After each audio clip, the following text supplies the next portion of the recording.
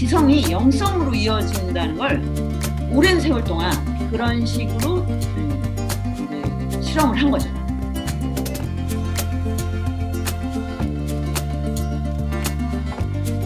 그런 불교를 기다렸던 거예요.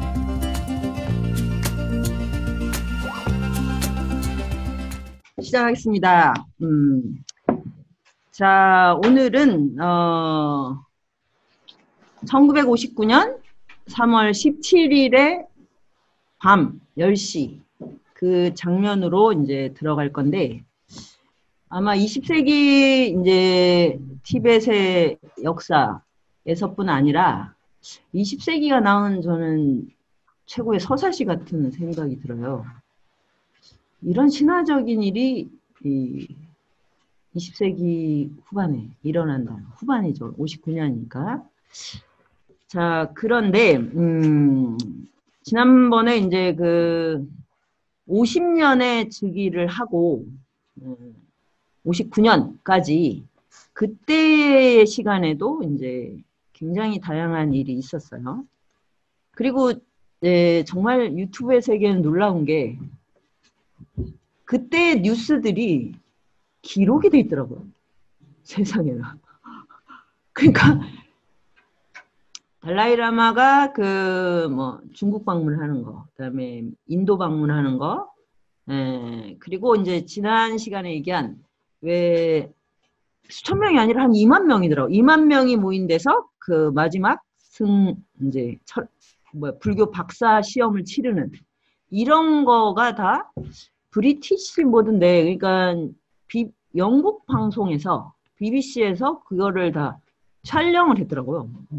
그러니까 달라이라마 이제 이야기는 이제 그 인근 주변에서는 다 이야기로 이제 회자가 됐죠. 그러니까 그 열하일기 거기에 보면 이제 구두로 뭐 이제 여러 가지 얘기들이 막 이제 이렇게 전해졌는데, 그런데 이제 여기가 워낙 그 높은 지대고, 그러니까 여기까지 들어와서 뭘 취재한다 이런 게 불가능했는데, 달라이라마 14세가 즉위하는 거는 세계 뉴스에 이게 등장을 했대요.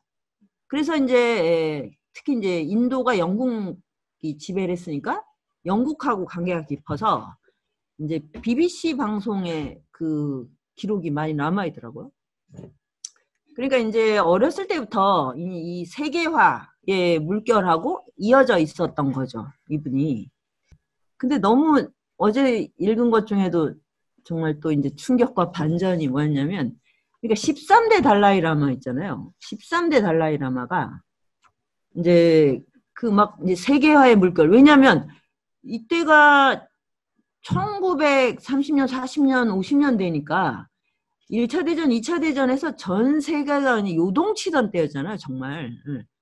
지금은 우리가 코로나 때문에 전 세계가 지금 막 이런 걸 동시에 겪지만 100년 전에는 전쟁으로 그렇게 했던 거예요. 그리고 그때 또 스페인 독감도 대유행을 했었고. 참, 그러고 생각하니 인간이 불쌍하네요. 100년 뒤에도 이러고 살고 정말. 그런데 이제 티벳이 위험하다는 걸 이제 처음으로 감지를 한 거예요. 그 전에는 누가 여기 와서 티벳을 침략할까? 그리고 중요한 파트너가 몽골이었던 거예요. 그러니까 몽골이 달라이라마를 스승으로 이렇게 섬기면서 이게 제도가 정착이 된 거라고 얘기한 건 기억나나요? 안 나도 할 수 없고, 네, 계속해서 들으면 돼요. 계속 들으면. 근데 몽골도 불교를 믿으면서 전투력이 이렇게 그 무장해제를 했는데, 소련이 이제 혁명에 성공한 다음에 몽골을 그걸 뭐라고 하지? 몽골을 침략해서 공산국가로 만들었어요. 이게 또 참 신기하더라고.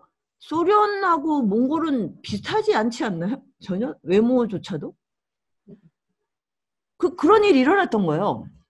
그러니까 인근 이제 있는 모든 국경 근처에 있는 나라를 다 병합을 해서 소비에트 연합으로 만든 게 소련이었던 거예요.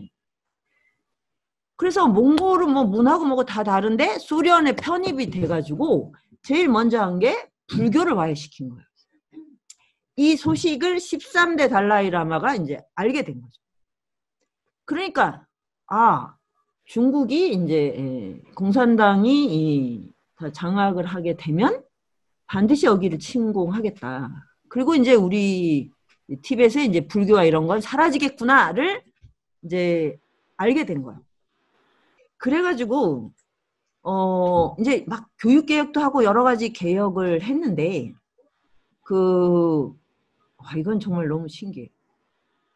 그래서 이제 앞으로 일어날 일에 대해서 쓴 글이 있어요. 편지 같은 글이야. 이제 외세가 들어오고 그러면 이제 우리는 뿔뿔이 흩어질 거고 온갖 고난을 겪을 것이다. 이거를 14대 달라이라마가 어린 시절에 그걸 들어요. 자기가 자기한테 한 편지지. 어떻게 보면. 네.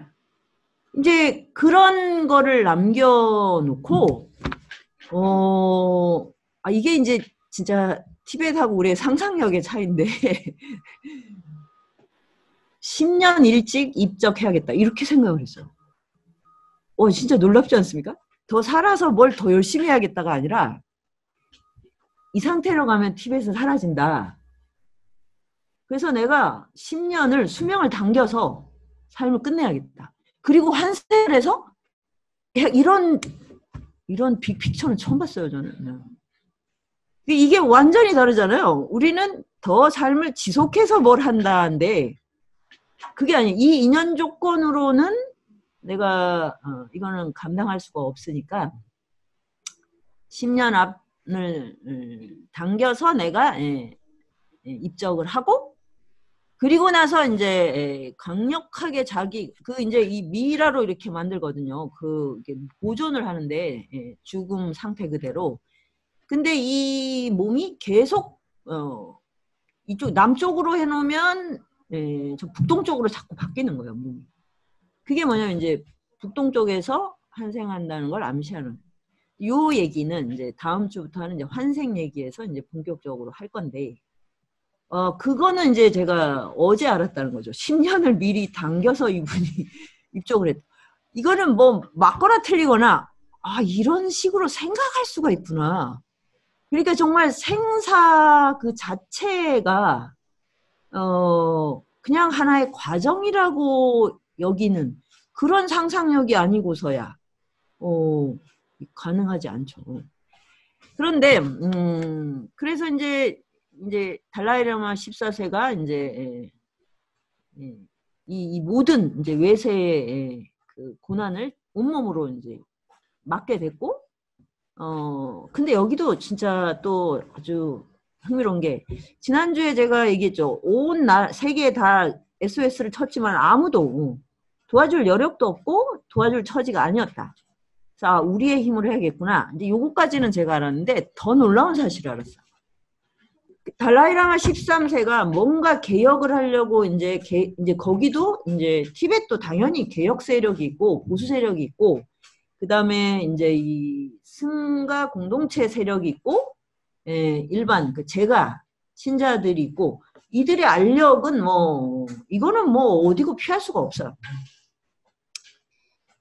그래서 이제 굉장히 뛰어난 이제 개혁 주체들이 있어서 그걸 드라이브를 했는데 14대 달라이라마가 즉위할 때는 그 모든 개혁 세력이 숙청된 다음이었어요. 그래서 완전히 세계의 실정에 무능하고 아무것도 모르고 그러면서 그냥 그 전통을 고수하는 그런 보수 세력 무능하고 보수적인 사람들만이 관료로 남아 있었대요. 야, 이게 진짜 그게 어떻게 이렇게 진행이 될까 싶을 정도로. 그러니까 그런데 이제 중국은 이제 공산당이 이제 통일을 해버렸고 바로 하자마자 온 게 그 소비에트가 몽골을 간 걸 보니까 그때 이제 세계가 전부 그런 시기였던 거예요. 진짜 몽골이 사회주의라는 건 너무 안 어울리지 않습니까? 뭔가 몽골 공산당은 너무 이상하잖아요. 소비에트가 이제 90년에 와야 됐을 때 몽골은 바로 복원해서 바로 불교 국가가 돼버려. 하여튼 이제 요런 게 20세기에 벌어졌어요. 자, 그리고 나서 이제 달라이라마 15세 이제 즉위를 해서 이제 10년 동안 온갖 분투를 하는 와중에 시험 공부를 했다는 거. 이게 중요합니다. 우리는 뭐 이렇게 세상을 책임질 미션은 딱히 없고 뭐 자기 몸 하나만 잘 건사하면 되는 우리 몸이 그냥 하나의 국가이자 우주인 이런 존재잖아요. 자기 몸 하나 잘 건사하시고 중요한 건 뭐야? 힘들 때 공부를 하면 된다. 그러니까 그런 얘기는 공자님도 하고 뭐 양명도 하고 다 이제 온갖 훌륭한 분들은 가장 힘들 때 공부를 해라 라고 했지만 우리는 뭐 그냥 뭐 그러려니 이렇게 했죠. 근데 진짜로 그렇게 해서 그 힘으로 이 고난을 극복하는 그 모델이 있다는 건 너무 신기했어요. 그래서 마지막에 이제 59년 3월 이제 3월 17일로부터 얼마 남지 않은 그 시간에 불교의 인식론과 논리학을 그 대중 앞에서 검사를 받고 이제 철학 박사 최고의 과정에 오르는 이제 요 장면 거기에 이제 온통 이제 집중을 하면서 이제 이 시간을 견딘 거죠. 근데 이거는 진짜 여러분이 잘 이제 깊이 되새겨야 될 게, 불교는 신을 믿는 종교가 아니고, 자기 안에 있는 내적인 그 생명력을 끌어내는 그것으로서 스스로 이제 자유로워지는 그런 가르침이죠. 종교라 그러면 이미 이제 설정이 됐어요. 그래서 그러면 이제 그것을 하는데 신을 믿는 게 아니기 때문에 신앙보다 더 중요한 게 논리적 확신이에요. 확신. 그래서 지혜와 자비 이러면 다 비슷한 말 같지만 자비심이 일어나려면 지혜가 있고 지혜는 아주 명료한 인식이라는 거예요. 그러면 인식은 어떻게 해야 됩니까? 논리를 끝없이 탐구해야만 가능해요. 그래서 그걸 다 마스터한 다음에 명상을, 그 밀교 명상을 가르친다는 거예요. 근데 하여튼 뭔가 요런 게, 저는 이제 이런 게, 제가 추구하는 이제 공부, 지성이 지혜로 이어지고 지성이 영성으로 간다는 그 막연한 확신을 이제 진짜 거듭, 확신하게 됐는데, 이런 점이 잘 이제 그러니까 공유가 안 되는 느낌이 있어요.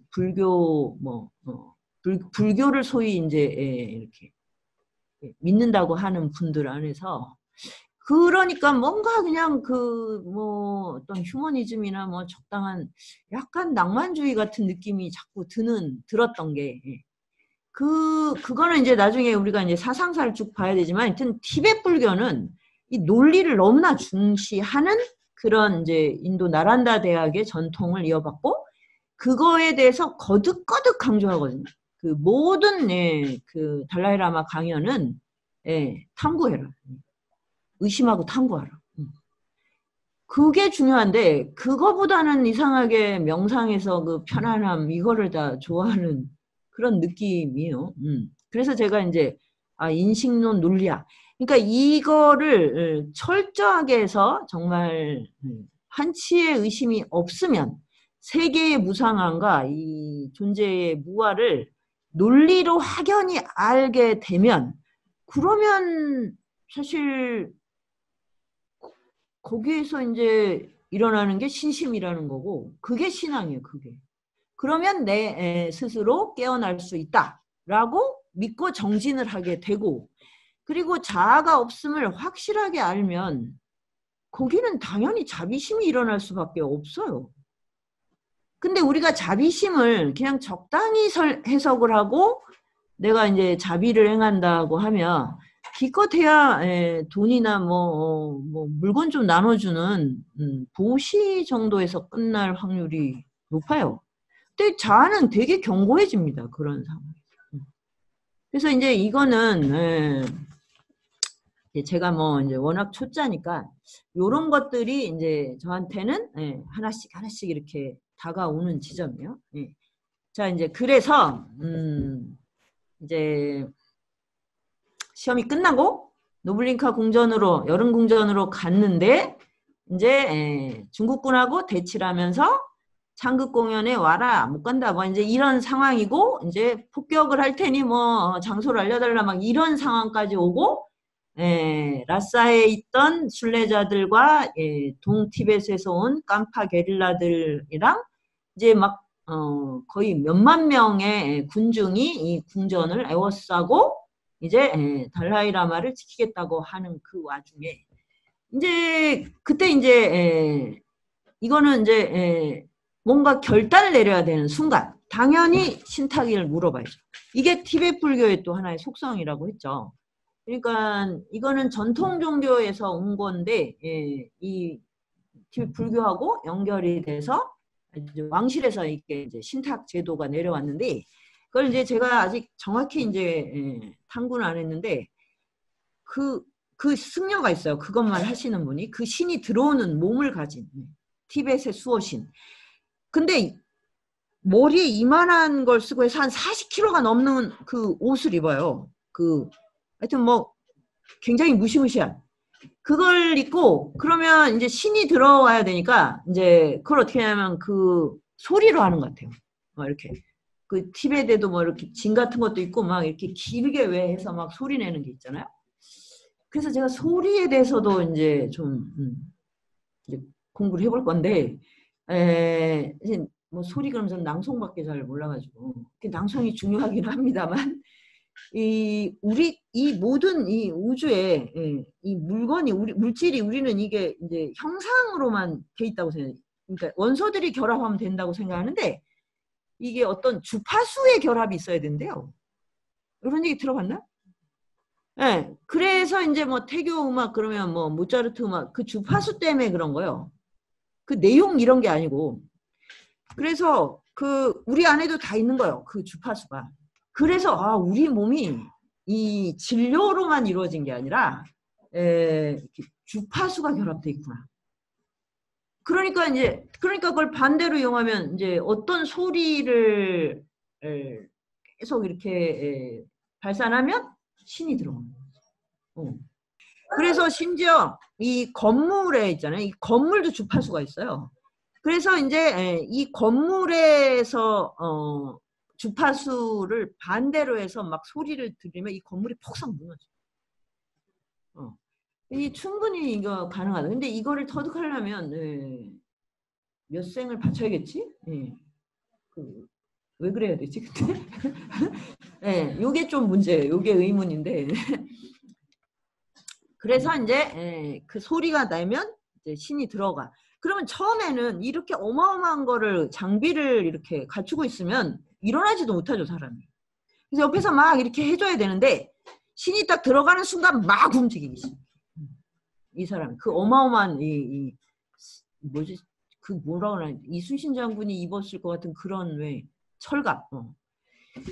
그런데 그때 이제 묻잖아요. 그러면 지금 이 대치 국면에서 어떻게 해야 되냐.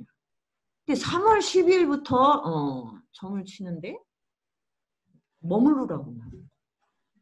그래서 이제 달라이라마는 자기 점을 또 쳐요. 모점이라고 점이 있어요. 점을 치는 거랑 자기 마음이랑 이 신탁이 안 맞는 거지. 지금 여기 머무르면 너무나 많은 이제 유혈 사태가 벌어질 건 뻔하잖아요. 그리고 이길 가능성이 없어 이거는. 그래서 이제 이런 얘기를 해요.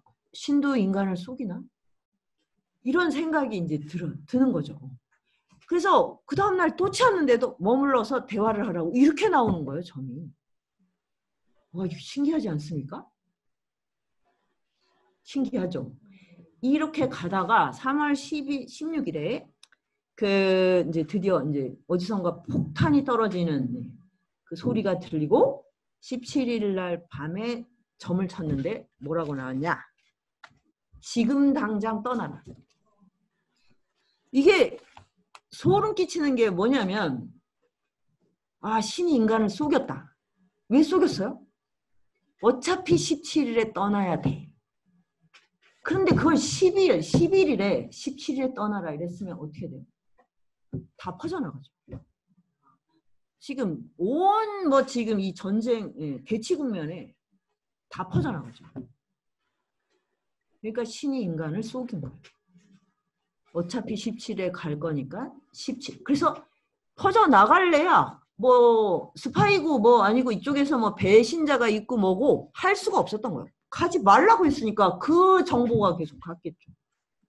이게 놀랍지 않습니까? 저는 이런 식의 신탁은 처음 봤어요. 되게 다 뭐 이제 예언을 했는데 뭐 인간이 어겼다든지 뭐 아니면 무척 해독하기 어려운 예언을 하시더라고 신들은. 저기 서야 거기 보면 애매해서 이거를 뭐라고 해석해야 될지 모르는. 근데 그게 아니었죠. 그래서 지금 떠나라 오늘 밤 당장 이렇게 나오고, 자 그리고 나서 더 진짜 더 신기한 일. 이 사람이 이 몸으로 막 움직여가지고 펜을 잡고 탈출하는 지도를 그렸어요. 지도가 있어요. 그래서 그 유명한 달라이라마 망명로가 있어요. 근데 그 길은 누구도 상상할 수 없는 탈출로예요. 그러니까 그 전에 사실 누군들 이건 인도로 가야 돼라고 생각하지 않았겠어요? 뭐 신이 가지 말라고 하고 말건 이거는 인간이 봤을 때, 그러니까 거기도 엄청난 하나의 정부인데 준비를 사실 하고 있었더라고요, 실제로. 그거를 뭘 보고 알았냐면 이 나의 아들 달라이라마 그렇게 써 이 책에서 알았는데 이 책은 누가 썼겠어요? 나의 아들 달라이라마니까 엄마가 쓰셨겠죠.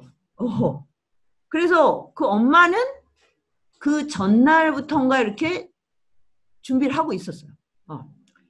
그랬는데 이 따로 살았기 때문에 그 궁전이 다르니까 이제 문제는 달라이라마지 지금 뭐 가족이 아니요. 그래서 이제 길을 대충 이제 인도로 가는 길을 이렇게 이제 떠올릴 수가 있잖아요. 몇 개.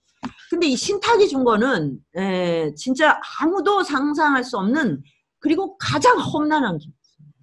협곡으로 이어진 강 협곡, 그 다음에 최고의 고산지대를 건너가야 돼. 그리고 결정적으로 중국군 주둔군이 있는 데였어요. 이거 어떻게 되는 거야? 그거를 그래서 아주 명료하게 그린 거예요. 세상에. 그래가지고 근데 이제 이걸 듣는 순간 그럼 오늘 밤 10시다. 그러면 이제 시간이 얼마 안 남은 거예요. 이제 바로 변장에 들어갔죠. 그래서 달라이라마가 아마 이 승복을 버는 시간이 아마 평생에 몇 번 안 될 텐데 다람살라에서는 이제 가끔 벗으신대요. 배드민턴이나 탁구 칠 때. 우리랑 비슷하더라고. 그 레저는 탁구와 배드민턴 칠 때는 뭐지 그거? 추리닝을 입으시겠지? 그래서 이때는 어떻게 했냐면 이제 하급 군인의 옷을 입고 변복을 합니다. 그래서 총도 이렇게 차고 모자를 쓰고. 달라이라마 인체로는 갈 수가 없는 거예요. 왜냐하면 이 시민들이 안 보내줄 거기 때문에 티베트 시민이 변복을 하고 이제 자 이제 요 장면인데 막 변복을 하고 그 다 이제 변장을 해야 되잖아. 그리고 이제 변장을 또 안 하면 안 되는 게 이때가 3월인데도 거기는 그냥 설원이더라고, 설원. 그 탈출한 사진들 보면 그게 뭐 완전히 눈 덮인 그냥 한겨울에 나오는 것 같아. 그러니까 이제 옷을 이제 어차피 이제 다 그렇게 챙겨 입어야 됐던 거고, 그래서 진짜로 그냥 뭐야 야반도주니까 뭘 챙겨갈래야 갈 수가 있는 게 아니에요. 자 그런 와중에 그렇게 하는 와중에 딱 어떤 게 왔냐면 중국군이 진지로 옮겼어. 그 탈출로에 있었던 중국군 부대가. 이건 또 뭐야? 진짜 이 신탁이 정말 신들이 정말 그럼 좀 친절하게 알려주던지 정말 인간을 정말 그러니까 정말 계속 어떤 점에선 인간이 겪어야 할 걸 다 겪게 만드는 거죠. 사실. 신은 이런 존재일 거라고 저는 생각해요. 친절한 서비스, 이건 신이 아니죠. 인간이 겪어야 되는 것을 겪어낼 때 길이 있다는 걸 알려주는 게 신이어야지. 예. 근심 걱정 덜어주는 거, 뭐 이런 거서부터 해가지고 결국은 성공할 거야. 이렇게 해가지고 이러면 인간이 할 수 있는 일이 없는 거예요. 아, 이거는 요 장면은 정말 신은 무엇인가? 신과 인간은 어떻게 거래하는가? 예. 그래서 신의 비를 안다는 것은 인간으로서 이런 고난과 강력한 압박에서 믿음을 잃지 않고 길을 가느냐, 여기에 있는 거야. 신이 있다고 해서 우리가 이 모든 것을 다 이제 뭐라고 해? 면제받는다. 그러면 그건 그야말로 신이 아니죠. 그리고 인간은 너무 한심한 존재가 되는 거죠. 정말 신과 인간 사이에 교감이 무엇인지를 알려주는, 정말 그래서 저는 서사시 같다고 이게. 그래서 이제 탈출을 하는데 달라이라마만 가서 되는 문제가 아니잖아요, 이게. 그리고 개인도 아니고. 그러니까 세 팀으로 나눠서 가요. 한 팀은 가족들. 그래서 엄마랑 이제 누나랑 18살 차이 나는 누나가 있어요. 이 누나랑 뭐 등등 해가지고 이제 제일 앞에 가는 그 팀. 전부 다 이제 변복을 하는 거죠. 그리고 이제 가운데 달라이라마랑 경호원. 그 다음에 뒤에가 이제 티벳의 내각 관료들이 가야죠. 그렇게 해서 이제 요 아주 최소한의 인원들을 팀을 이렇게 짜서 이렇게 이제 나가기로 이제 했는데, 나가기 전 이제 드디어 이제 그 문을 통과해야 되는 그 상황. 그때 무엇을 했을까요? 모든 준비가 끝났을 때 나는 긴 여행을 떠날 때는 늘 그랬듯이 마하칼라 신당으로 갔다. 이게 마하칼라가 달라이라마 수호신이 있는 신당. 승려들이 기도하고 있었다. 그들은 기도를 중단하지 않았으며 무슨 일이 벌어지고 있는지도 알지 못한다. 달라이라마가 왔는데도 계속 기도하고 있는 거야. 나는 하직 인사로 제단 앞에 비단 스카프를 왔다. 이게 바로 카타. 그날 밤 9시 30분경 승복을 벗고 따로 마련한 군복과 털모자를 착용했다. 그런 다음 마지막으로 내 기도실에 갔다. 의자에 앉아 앞에 놓인 불경을 펼쳐서 읽어요. 그런데 쭉 읽는데 붓다가 제자들에게 용감하라, 두려워하지 말라고 당부하는 대목을 읽고 딱 덮어요. 나는 책을 닫고 그 방을 축복하고는 불들을 껐다. 이 달라이라마는 항상 나올 때 불을 끄는 거를 유도하신다 그러더라고. 자기 방을 나갈 때. 밖으로 나왔을 때는 아무런 감정도 남아있지 않았다. 이게 굉장히 중요해요. 결단을 내린 다음에는 마음이 완전히 고요해지는 거예요. 우리는 계속 막 이제부터 초조해야 되잖아요. 이제 탈출. 이제부터 본격적으로 그냥 마음이 그냥 난동을 부려야 되잖아요. 야, 이런 게 진짜 불교 수행의 힘인가? 이게 너무 놀라운 거예요. 그래서 이제 이렇게 짧은 그런 에피소드들을 보면 89년에 그 노벨상을 받았을 때 노벨상을 받는다는 소문을 듣고 잠깐 흥분이 됐어요. 흥분이 되겠죠. 그런데 8시 뉴스를 BBC를 봤는데 뉴스가 안 나와. 그래서 그냥 잠든 거야. 9시에. 새벽에 일어나서 기도하고, 기도할 때 기자들이 막 온 거야. 근데 기도할 때는 절대 아무도 만날 수가 없어. 그래서 나왔더니 노벨상을 받게 됐다. 그때 이미 아무런 감정이 없어졌다. 이런 거죠. 중생과 부처의 차이가. 그래서 이제 정적이야. 깜깜한 정적인데 내 발이 땅바닥을 닿는 소리와 시계반을 돌아가는 소리가 들렸다. 경호한 한 사람만 내 관저의 대문에서 기다리고 있었고 또 한 사람은 외문에 있었다. 그중 한 사람이 건네주는 총을 받아 어깨에 둘러맸다. 변장이 끝났다. 그리고 이제 이 생애에 두 번째로 아무런 의식 없이 이 노블링카 궁전을 나갑니다. 한 번은 중국이 침략했을 때 이제 망명할 때였고, 그러니까 달라이라마가 이 궁을 나간다 그러면 그건 엄청난 의식 속에서만 나가는 거예요. 근데 이제 그렇게 이제 그 아무런 의식 치르지 않고 이제 통과를 하고, 나는 모든 출입구를 지키고 있는 티벳인들의 무리 다 출입구를 다 지키고 있는데 알아보았지만 아무도 일개 병졸의 정체를 알아채거나 길을 가로막지 않았다. 그리고 이제 어두운 강을 따라 걷기 시작하는데 완벽한 변장을 하려고 뭐냐면 안경을 벗었어요. 이분이 열 몇 살부터 안경을 썼어요. 이상하게. 그래서 항상 안경 쓰고 있는 모습이에요. 그러니까 안경을 벗으니까 이제 아무도 더 이상 그렇게 생각할 수 없어. 그러니까 안경을 벗으니까 잘 안 보이잖아. 근데 바로 근처에 중국군이 이동하고 막 이런 게 있었어. 그러니까 뭐 차라리 안 보인 게 다행이다. 이런. 그리고 그날 굉장히 짙은 안개가 꼈대요.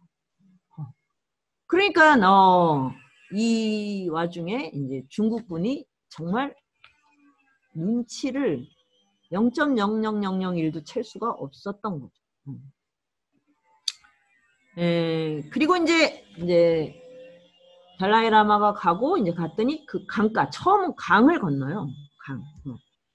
강을 건너는 데서 시작하는데 이제 첫 번째 가족들이 갔고 엄마와 그 가족이 가고 달라이라마가 가고 이제 뒤에 이제 그 내각 관료들이 오고 그리고 이제 그 캄파 게릴라들이 처음에 100명으로 이제 호위를 하다가 그러니까 이들한테는 다 연락이 된 거죠.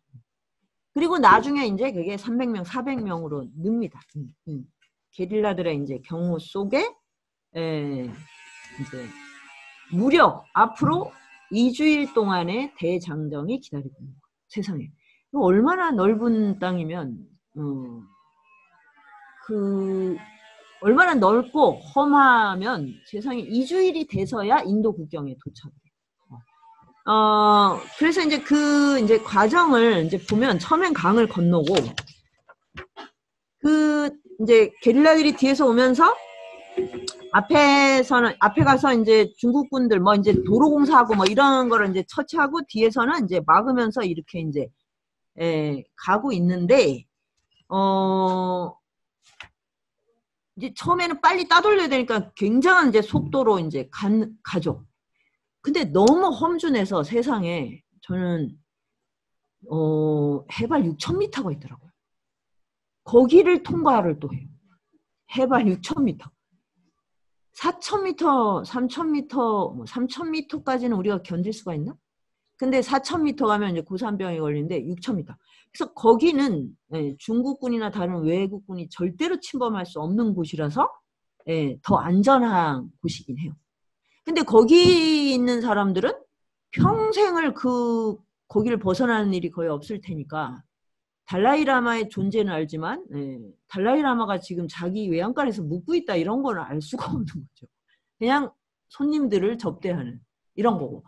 그런데 좀 낮은 데를 가면 달라이라마가 통과한다는 걸 알고 수많은 사람들이 달라이라마를 보러 와요. 그래서 이 여행이 더 이제 지체가 된 거예요. 그리고 이제 자기가 가지고 있는 뭐 모든 식량, 뭐 옷 이런 걸 다 털어서 줍니다. 그건 이제 통곡의 바다죠. 그런 방식으로 이제 이 나라를 떠나는 달라이라마를 친견한다는 것은 이제 그렇게 해서 이제 그러니까 그 과정에도 정말 어떤 상황에도 삶이 계속되는구나. 그러니까 중국군을 따돌린다만이 문제가 아니라 가는 과정에 계속 새로운 삶이 펼쳐지고 해발 6,000m까지 가보기도 하고 거기서 세상에 이런 곳이 있나 이런 경치를 감상하기도 하고 모래가 그렇게 많은 곳이 있대요. 그러니까 왜 도낭에 있는 명사산 같은 데 가면 거의 모래가 그냥 모래로 된 산들 있잖아요. 그러면 거기를 막 이제 썰매를 타듯이 내려오는 거예요. 그럴 때는 또 굉장히 또 재밌어. 이분이 좀 이제 타고난 유머에다가 또 이 장난기가 되게 많아가지고 이 궁전을 떠날 때도 이게 하나하나 작별할 때 마음을 또 써놓은 게 있는데 자기가 기르던 개가 있었는데 개는 별로 안 친했어. 그러니까 너랑 헤어지는 건 별로 어렵지 않구나. 이런 걸 꼭 써. 근데 제일 헤어지기 어려웠던 게 누구냐면 청소를 하는 그 궁전의 일꾼들이었어요. 그 사람들 다 중요한 이상이 된 어른인데 달라이라마는 4살 반에 즉위를 했으니까 유년기가 친구가 없는 유년기죠. 자기 또래하고는 놀 수가 없는 거예요. 그래서 자기 위에 있는 형하고 같이 이제 공부를 하는 게 유일한 또래였는데 그래서 맨날 이 망원경으로 그 포탈라궁 밖에 있는 애들을 노는 거. 그리고 그게 취미였고 그 다음에 좀 커서는 그 포탈라궁에도 감옥이 있나 봐요. 그 아래에. 감옥 죄수들 관찰하는 게 또 낙이었어요. 그래서 이제 나중에는 저 사람이 무슨 범죄고 언제 나오고 이것도 다 맞춰 막.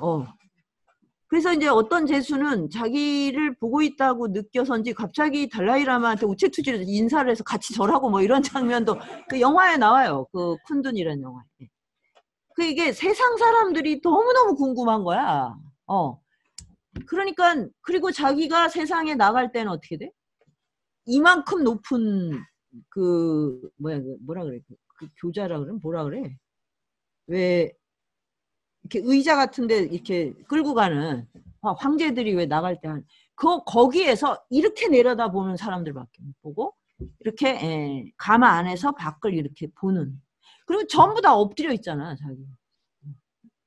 그래서 다람살라로 가자마자 의자의 높이를 맞춰버렸어.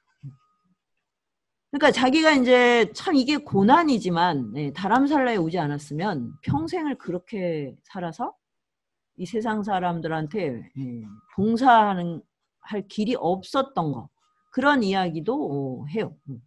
근데 어쨌든 그래서 친구라는 게 거기 왜냐면 궁에 청소하는 사람들이 얼마나 중요합니까? 그 사람들하고 유년기를 같이 보냈는데 달라이라마라고 해서 특별히 막 어려워하고 이러지는 않더라고요. 같이 어마어마하게 심하게 놀아. 이제 그런 삶을 보냈기 때문에 사실은 가족보다 더 애틋한 관계죠. 그들하고 헤어질 때 그 아픔, 그거를 이제 잠깐 겪어요.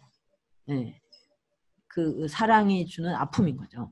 이제 그렇게 해서 이 궁을 떠나는데 이런 이제 어떤 희노애락을 매일매일 이제 새롭게 느끼는 거예요. 그러니까 막 이제 눈앞에 막 중국군들이 왔다 갔다 하는 안개 속에서 이런 장면에는 막 엄청난 긴장을 했다가 그 해발 6,000m에서 보이는 막 신비로운 풍경을 봤다가 그 모래바람, 모래산에서 막 뭐 미끄럼을 타고 내려오는 막 이런 장면에다가 그리고 사람들이 자기를 보려고 와서 기다리고 있고 하는 그런 장면. 그래서 정말 그러니까 어떤 고생 속에서도 희노애락은 있는 거구나. 그리고 이제 너무 급하게 나와서 먹을 게 부족하잖아요. 그리고 이 엄마가 달라이라마 어머니에 대한 얘기도 이제 다음 주에 할 텐데 이 엄마가 진짜 굉장한 분이에요. 환생자를 3명이나 낳아요. 근데 그러려면 어떻게 해요? 애를 16명을 낳아야 돼.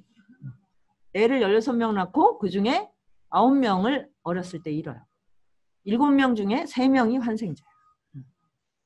그 중에 1명이 달라이라마예요. 이렇게 많은 자식을 낳고 이렇게 많은 사람들을 키우고 먹이는 것이고. 그래서 이 여행에서도 이 엄마가 한 게 뭐냐면 매일 아침 일어나서 그 짬바라고 하는 티베트 음식을 만드는 먹어야 될 거예요. 먹고 가야죠. 그거에 이제 차를 타가지고. 그런데 또 재밌는 게 아침 새벽에 일어나서 막 어떨 때는 3시간도 못 자고 막 이제 막 행군을 해야 되잖아요. 그런데 아침을 굶고 가는 적이 있어요. 근데 그게 음식이 부족해서도 그런데 아침을 굶으면 점심을 안 먹어도 견딜 수가 있대. 이걸 아는 거야, 티베트 사람. 근데 아침을 먹으면 점심에 배고픔을 견디기가 힘들대. 이거 굉장히 특이한 지혜더라고. 그리고 이 여행이 이렇게 늦어진 또 하나의 이유가 지금 뭘 타고 가냐면 말도 있지만 그 당나귀 같은 것도 있고 그 야크 같은 것도 있고 좀 우리가 잘 모르는 동물들이 있어요. 이 동물들한테 사료가 많지가 않잖아요. 그러니까 그걸 타고 가는 게 아니라 끌고 가요. 짐을 실은 거지. 이게 그 티베트 사람들이 평소에도 당나귀나 말을 그렇게 죽어라고 부리지 않는 그런 문화하고도 관계가 있더라고요. 이런 것들이 너무너무 신기하더라고요. 우리는 그 말 잡아가지고 서양인들은 말 잡아서 말고기 바로 해먹을 텐데 그래서 이제 여행이 길어지기도 했다는 거. 그런데 이제 막 제일 이제 험난한 게 이 이상한 이제 동물들 이 동물들은 뭐 그런 전투력을 가진 동물들이 아니잖아. 근데 얼음 계곡을 건너갈 때 그게 너무너무 막 미끄럽잖아요. 그래서 그럴 때 미끄러져서 많이 죽어요. 사람들도 많이 죽고 차마고도에서도 제일 위험한 데가 그런 데인데 그런 데를 건넜을 때 이것도 신화의 한 장면이야. 어떤 노인이 백마를 가지고 등장해요. 그 계곡. 그래서 그 백마를 달라이람에게 바치고 자기는 떠납니다. 와, 이것도 너무 신기해요. 이게 영화에 나올 때는 저건 약간 좀 설정 아니야? 이랬는데 진짜더라고요. 그래서 그때부터 사람들이 이건 너무 길조다. 그러니까 티베트 이 점성학에서는 이렇게 이제 누군가 와서 말을 선물하는 게 최고의 길조래. 그래서 이제 탈출 가능하다. 이렇게 이제 마음에 아주 그런 희망이 생긴 거죠. 그래서 이제 그때부터 여행이 굉장히 편안해졌고 또 가는 데마다 마을마다 그 또 마을에 또 점성술사가 있잖아. 그러니까 정말 여기는 이 점이라는 게 점성술이 삶에 그냥 밀착돼 있는 거예요. 그래서 아예 티베트 그 교과 과정에는 점성술이 있는 거죠. 그래서 이제 점을 치면 이제 앞으로는 길이 순탄할 것이다. 이제 이렇게 이제 나오고 하는 뭐 이제 이런 거를 겪어가는데 그 모든 과정에서 이제 밤에 야영, 그러니까 이게 또 이제 정말 유목민이기 때문에 가능한 어떤 상황이 아닌가 싶은 게 이 일행이 게릴라들하고 치면 굉장히 많은 거예요.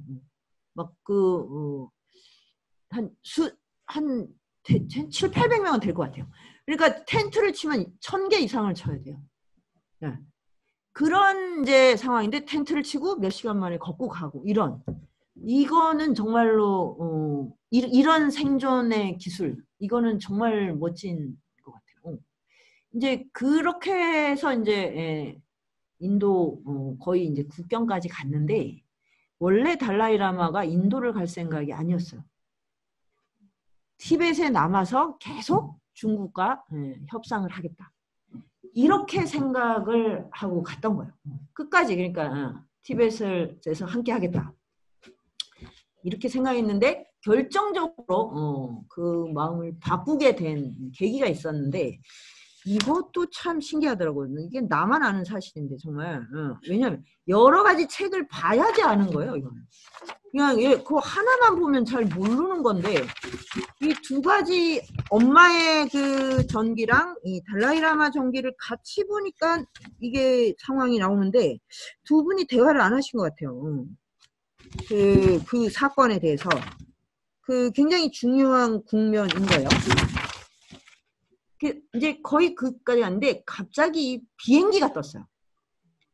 비행기가 막 그냥 굉음을 내면서 저쪽 이제 반대편에서 등장을 한 거예요. 그러니까 어떻게 비행기는 그때 되게 익숙하지 않은 거니까 전부 다 이제 다 엎드렸죠.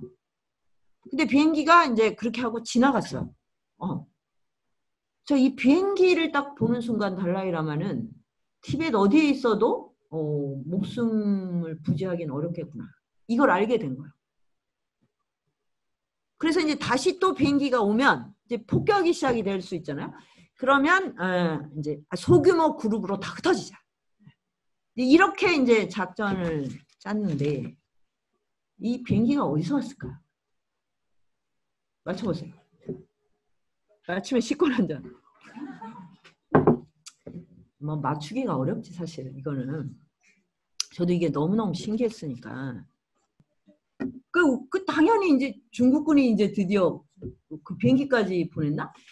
근데 이 가는 와중에 중국군이 이거를 정말 눈치를 전혀 못 챘다는 거를 알게 된 게 이제 그때 이제 계속 이제 뭐라 그래 파발마 아니고 그 뭐라 그러지? 이제 소식이 들려오잖아요.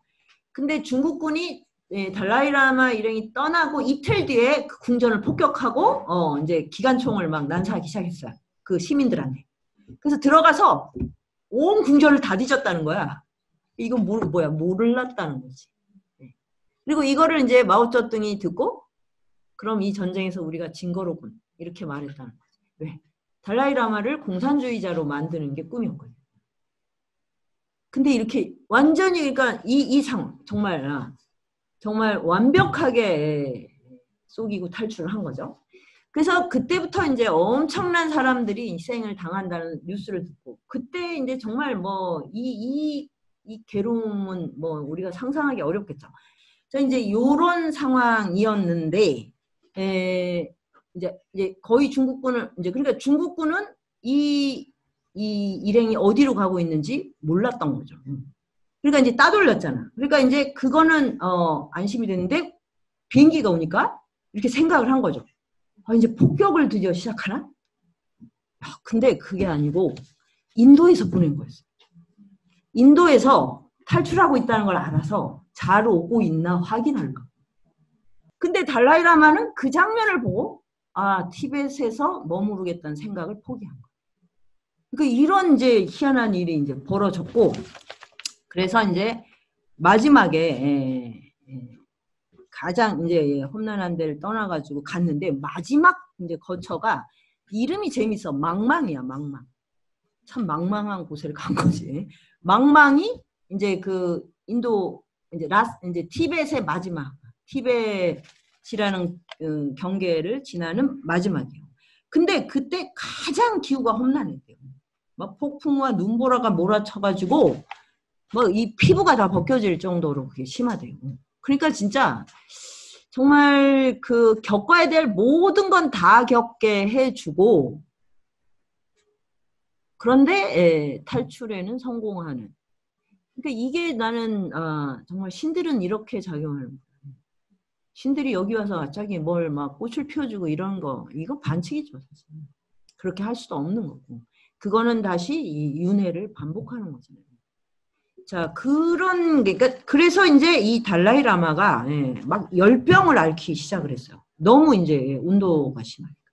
그래가지고 이질, 설사가 나기 시작을 한 거예요. 그래서 이제 오두막으로 옮겼는데 이 땅바닥에서 올라오는 가축의 악취 때문에 그러니까 그 다시 외양간 같은 데죠. 그러니까 그 악취가 너무너무 이제 힘들었어. 뭐 몸이 아픈데 그럴 때 얼마나 힘들겠어요. 근데 이분이 참 희한해. 휴대용 라디오로 계속 뉴스를 듣고 있는 거예요. 근데 나중에 이제 나온 거지만 알게 됐지만 그때 BBC에서 정규 방송을 멈추고 이 탈출 소식을 하루 종일 방송을 했대요. 생방송. 그래서 전 세계 그의 최고의 탑뉴스였대요.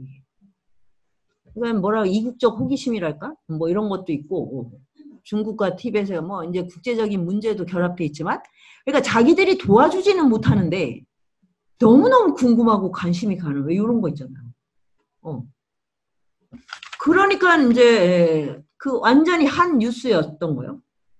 그래가지고 휴대용 라디오로 인도 방송 뉴스를 들었어요. 인도에서는 이게 또 자기한테로 오니까 아주 중요한 거였을 거 아니에요? 그런데 그때도 당연히 뭐 가짜 뉴스가 뭐 대부분이었겠죠. 왜? 확인할 방법이 없잖아. 지금은 이렇게 뭐 팩트 체크가 되는데도 가짜 뉴스가 많은데, 근데 뭐라고 뉴스가 나왔냐면 인도로 오는 도중에 말에서 떨어져 몹시 다쳤다, 이런 이제 뉴스가 나온 거야. 이걸 들었어, 자기야, 이제 그 외양간에서. 자, 그러면 이제 여러분은 어떤 생각을 하겠어요? 나는 그 소리를 듣고 기운을 차렸다. 지금 죽을 지경인데. 왜? 나는 말에서 떨어지는 불운은 그럭저럭 면하지 않았는가 말이다. 와, 이거는 무슨 이런 정신승리법이 있어? 그래서 기운을 차리셨대요. 예. 네. 그래가지고 이제 이게 이질이 저기 인도에 가서도 안 나왔어요. 한 거의 뭐 일주일 이상. 그래갖고 그 동물 중에 등이 넓은 동물이 있더라고요. 그 소하고 뭐 약 그 사이에 있는지 조모라는 동물인데 그 동물에 이렇게 이렇게 엎드린 거예요. 예, 그건 사진이 있어요. 예전부터 봤거든요. 왜 저러고 오나 그랬는데 이제 설사 그러니까 그렇게 할 수밖에 없어요. 그렇게 이제 엎드린 채로 이제 인도 국경에 도착을 합니다. 자, 근데 여기서 또 너무너무 가슴 아픈 상황이 벌어져요. 가족과 이제 강요를 빼면 80명이 남고, 그 중에 한 강요는 자기는 다시 라사를 돌아가겠다고. 왜? 인도에 가서 별로 자기가 할 일이 없을 것 같다고. 돌아간다는 건 죽는 거죠. 그리고 지금까지 이제 달라이라마를 엄호했던 깜파 게릴라들. 이 게릴라들하고 야영을 하면서 밤새 토론을 하게 돼요. 예, 티벳의 미래에 대해서. 이런 것도 참 너무 정말 감동적이죠. 이 게릴라들과 헤어져야 돼요. 이게 너무나 슬픈 일이었어요. 이 사람들은 이제 돌아서 중국군과 맞서기 위해 가는 거예요. 자, 그래서 이제 정말 그 눈물의 작별을 하고 이렇게 엎어져서 그 잔등, 동물의 잔등에 올라탄 채로 인도 국경에 딱 도착을 했는데, 이제 달라이라마를 이제 경호하러 온 인도 병사를 보고 또 너무나 기뻐했어요. 왜냐면 그 사람이 2년 전에 인도에 있을 때 달라이라마와 친구가 됐던 사람.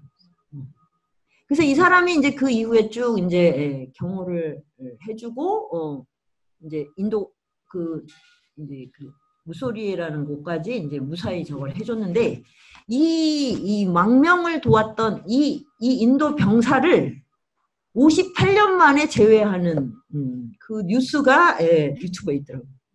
이 사람을 58년 뒤에 달라이라마가 드디어 만난 거예요. 그래갖고 이제 정말 한참을 포옹하고 막 그 감격을 누리는. 정말 이제 이 인연이 무슨 정말 신화 전설에 나오는 이야기들 같은 그런 상황인 거죠. 그래서 이제 드디어 인도 안으로 들어왔는데, 이제 안전한 도시까지 이제 엄호를 하고, 그래서 거기서 이제 집 창가 뭘 해가지고 이동하는 그 장면도 뉴스에 있더라고요. 흑백 뉴스. 그러니까 그것도 한 일주일이다. 너무나 하여튼 땅이 넓은 곳이에요. 그리고 네루수상, 여기 이제 이때가 이제 네루수상이거든요. 네루수상에 이제 열렬한 환영. 이런 게 오고, 이제 달라이라마가 이제 탈출에 성공해서 이제 인도에 들어왔을 때, 그때 이제 전 세계 외신 이제 기자들이 다 몰려들어가지고, 이제 뉴스를 전송을 하고, 이제 거기서 이제 정치가 시작이 된 거죠. 중국이 일방적으로 한 조항들은 무효고, 망명 정부를 세울 거고, 티벳의 독립을 위해서 최선을 다할 것 같아. 이제 이런 게 이제 나가는 거죠. 그러니까 인도는 티벳하고는 이제 스승과 제자의 나라잖아요. 종교적인 차원에서. 그런데 인도가 그때 그 비동맹 국가연합이라 그래서 미소 양대륙과 그래서 좀 약소국들의 동맹 연합 이런 걸 추진해서 그때 이제 마오쩌둥하고 네루가 굉장히 절친이었어요. 이게 또 무슨 비극이냐.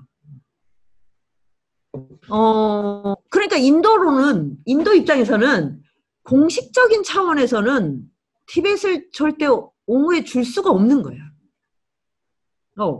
진짜 난감한 상황이야. 그러니까 그래서 그 국제적인 외교적인 차원에서는 네루가 아무것도 도와주질 않았어요. 굉장히 서운한 일을 많이 했어요. 그런데 이 탈출을 도왔고 경호를 지금까지도 인도 경찰이 하고 있거든요. 하고 처음에 이제 무소리에라는 그 무수리로 돼서 이건 여기 계셨으면 좀 곤란했다고 한 그거 이름이 중요하다고 했죠. 거기에 1년 있다가 제가 태어나는 1960년 경차년에 다람살라로 가서 다람살라에서 지금 60년을 이렇게 이제 살고 계신 거잖아요. 이 거처를 다 마련해 주고 인도도 굉장히 어려운 때인데 그 도착하자마자 달라이라마가 처음한 게 어린이 학교를 만들겠다 이거였거든요. 그걸 전폭적으로 다 지원했어요. 인도 재정으로. 그리고 인도 남부에 땅을 줘서 그 티벳 사람들이 정착을 하게 했어요. 근데 그 과정에서 너무나 많은 사람이 죽었어요. 왜? 이제 히말라야를 건너오는데도 많이 죽었지만 기후 차이 때문에. 그러니까 우리가 고산병이 걸리듯 그분들은 이 열대 습지에 오면 못 사는 거예요. 그러니까 북인도가 특히 그런 모양이더라고요. 그러니까 그 축축함, 이 뭐라고 하나, 하여튼 여기 병이 너무 많이 고 폐결핵이 그렇게 많이 걸려요. 그래서 이제 좀 서늘한 데를 달라 그랬는데 인도가 남쪽을 준 거예요. 남쪽. 땅이 거기밖에 없어가지고.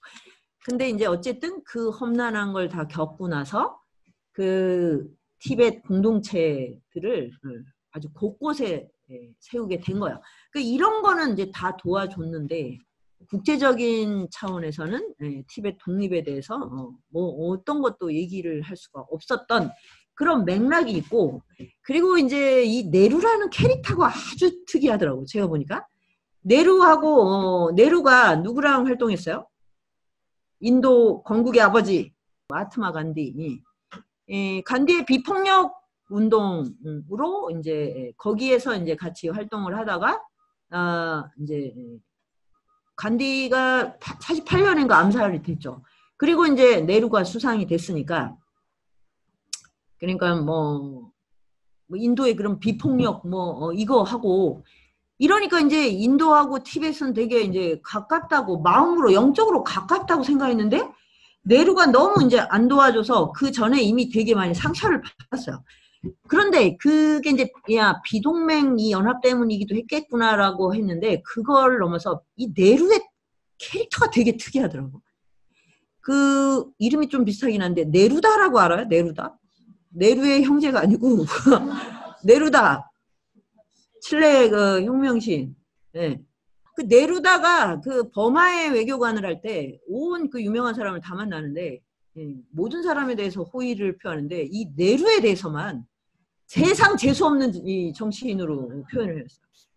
네루를 만나 너무 무뚝뚝하고 정말 그냥 뭐 아무 표정도 없는 데다 뭐 어떤 무슨 이 상대에 대한 예의도 없고 막 이런 인물로 묘사. 그래서 그것만 싹 기억이 나. 원래 이 나쁜 게 기억이 나잖아. 그래서 그 네루다 정기 읽고 나서 네루가 이름이 왜 이래 이 사람 둘 다. 근데 달라이라마를 만났을 때도 진짜 투명스럽고 왜 정말 이런 캐릭터더라고. 캐릭터 자체가. 그래서 이제 달라이라마도 굉장히 불편해요. 이 사람이 나를 그냥 아주 나이 어린 청년으로 생각하나? 이런 느낌도 막 받고 이러는데, 그러니까 나중에 이제 진짜 너무 감사한 게 너무 많은 물적 지원을 해주고, 근데 그게 전적으로 교육. 자, 그래서 이제 근데 이제 네루 자체가 이 성격이 그렇다는 건 무슨 뜻이겠어요? 결혼 운이 없겠죠. 그래서 이제 결혼은 억지로 해가지고 부부 사이가 되게 안 좋고 다 이거 위키리키 저기 네이버 사전에서 본 거야 다. 그런데 딸 인디라 간디 그 사람이 나중에 또 수상해. 근데 또 그분도 암살을 해서 종교 문제로. 그런데 너무 잘생겼대요 이 사람이. 조각미남 막 이제 그 또 썸씽도 엄청 많고 뭐 이제 이런. 그리고 종교인이기보다 이 사람도 사회주의자예요. 사회주의 사상으로 이제 인도를 개혁하려고 한 거야. 근데 이제 전부 다 이게 가능하다고 생각을 했던 거예요. 중국 공산당도 그렇고. 그래서 카스제도 법적으로 없앴는데 안 사라지는 거예요. 힌두교가 있는 한 사라지겠어? 사람들의 이 마음이 얼마나 뿌리 깊고 몇 생 수억 겁에 걸쳐서 온 것인지를 몰랐던 거예요. 네. 계몽주의자도 공산주의자도. 그래서 네루도 그런 식의 이제 사고 방식을 갖고 있었으니까. 그러니까 이 티베트 문제가 되게 곤혹스러웠을 것 같긴 해요. 근데 어쨌든 이제 탈출을 적절히 두고, 그러니까 비행기를 띄워서 잘 오고 있는지 보라고 했을 정도로. 그렇게 하고 이제 전폭적인 지원을 해주고 무한한 자유를 누리겠어요. 그래서 달라이 라마가 늘 얘기한 인도는 스승의 나라고 여기서는 정말 어떤 것도 제약받지 않고 한 이 자유. 이거에 대해서 무한한 감사를 합니다. 자, 그런데 이때 이제 만났을 때. 그러니까 이때 이제 탈출을 도와주고 하여튼 이제 네루가 모든 걸 갖고 있긴 하지만 뭐 네루가 전폭적인 뭐가 아니니까 저게 이제 좀 긴장된 관계였을 거 아니에요. 자, 그래서 이제 1959년 3월 17일에 떠나서 이제 4월이 된 거죠. 그 무소리에서 이제 정착을 했는데 거기를 네루가 찾아온 거예요. 24살 된 달라이 라마와 60살이었던 네루. 마오쩌둥도 이 비슷했을 거예요. 이런 대화를 주고받습니다. 저는 꼭 티베트의 독립을 이룰 것입니다. 하지만 가장 시급한 일은 유혈 사태를 막는 것입니다. 간디가 비폭력과 불복종 정신을 토대로 이끈 정치운동 때문에 권력을 잡게 된 네루는 경로했다. 경로했어. 이분이 성격이 그렇게 부드러운 분은 아닌 것 같은. 그리고 감옥을 9번인가 왔다 갔다 하고. 그래서 감옥에서 쓴 편지가 되게 유명해요. 인디라 간디 딸에게 보낸 편지. 가당치도 않은 말씀입니다. 네루가 소리쳤다. 독립을 바란다고 하시고는 바로 이어 유혈 사태를 원치 않으신다니요. 말도 안 됩니다. 그러니까 독립을 포기하든지 비폭력을 포기하든지 해라 이거죠. 그러니까 그때 모든 사람은 그렇게 아마 지금도 그렇게 생각을 하겠죠. 독립을 하겠다는데 어떻게 살생과 전쟁을 하지 않겠다는 거야. 이런 불가능한 컨셉이잖아요. 민족주의든 뭐 사회주의든 국가주의 안에서는. 그래서 이제 그 한쪽은 자기가 비폭력 노선 때문에 수상이 됐는데도 말도 안 된다고 하고 지금 24살 된 청령 군주는 독립을 하고 비폭력을 그거를 완수하겠다고 말한 거죠. 30년 뒤 1989년 달라이 라마는 노벨 평화상을 받았고 자신의 삶을 비폭력적 이상에 바쳤다. 네루는 1962년에 중국하고 인도가 국경 분쟁으로 전쟁을 했어요. 최근에 일어난 그 전쟁이 그거 연장이에요. 비동맹 연합인데도 국경을 가지고 전쟁을 한 거예요. 그 전쟁에 굉장히 충격을 받았고, 그래서 그 마지막 이제 달라이 라마가 네루를 만난 장면이 나오거든요. 얼굴이 완전히 그냥 뭐라고 할까, 삶이 다 무너져 내린 얼굴. 그거를 보고 이제 삶이 얼마 남지 않았구나라고 이제 느끼는 장면이 나옵니다. 자, 여기까지.